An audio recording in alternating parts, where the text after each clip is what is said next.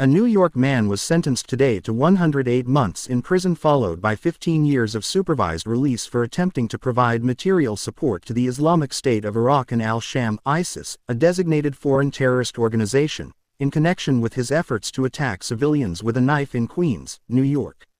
Awais Chudhary, 25, of Queens, pleaded guilty in the Eastern District of New York to attempting to provide material support to ISIS. According to court documents, in 2019, Chudhary pledged his allegiance to ISIS's then-leader Abu Bakr al-Baghdadi and began planning for a knife or bomb attack on behalf of the group. Chudhary identified targets, including the pedestrian bridges over the Grand Central Parkway and the Flushing Bay Promenade, where he intended to carry out the attacks. Chudhary conducted several reconnaissance trips to these locations and made video recordings of the areas he intended to attack. Awais Chudhary pledged allegiance to a brutal terrorist organization and set out to kill American citizens, said Attorney General Pamela Bondi. Our prosecutors have ensured that he will spend years behind bars for his crimes, and the Department of Justice will continue to protect the American people from all threats, foreign and domestic. Awais Chudhary planned a horrific knife attack in the name of ISIS on civilians in New York, but his plan failed, said FBI Director Kash Patel.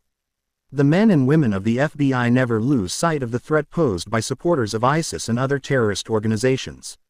We will continue to work with our law enforcement partners to detect and stop violent plots and will work just as diligently with our Justice Department partners to make sure these criminals are held accountable.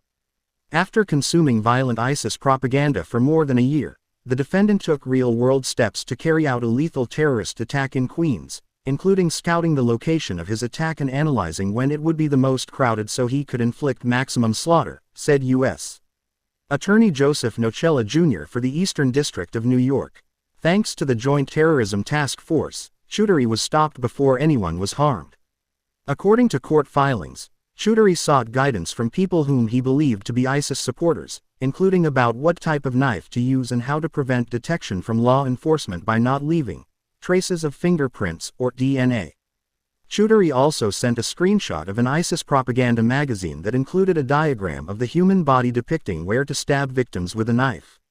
In preparing for his attack, Chudhary ordered items online that he intended to use, including a tactical knife, a mask, gloves, and a cell phone chest and head strap to help him record the attack, which he hoped would serve as inspiration to other ISIS supporters. Chudhary was arrested as he attempted to retrieve the items he ordered from an online retailer's locker in Queens. Before planning his specific violent attack, Chudhary separately contributed to ISIS's violent aims to help recruit English-speaking internet users to the group's hateful cause. Working with another ISIS member who was separately convicted of material support charges, Chudhary assisted ISIS in its propaganda efforts by helping to translate some of the group's propaganda materials into English. See United States v. Carpenter, No. 21 CR, 38 KAC ed. 10. Assistant Attorney General John A.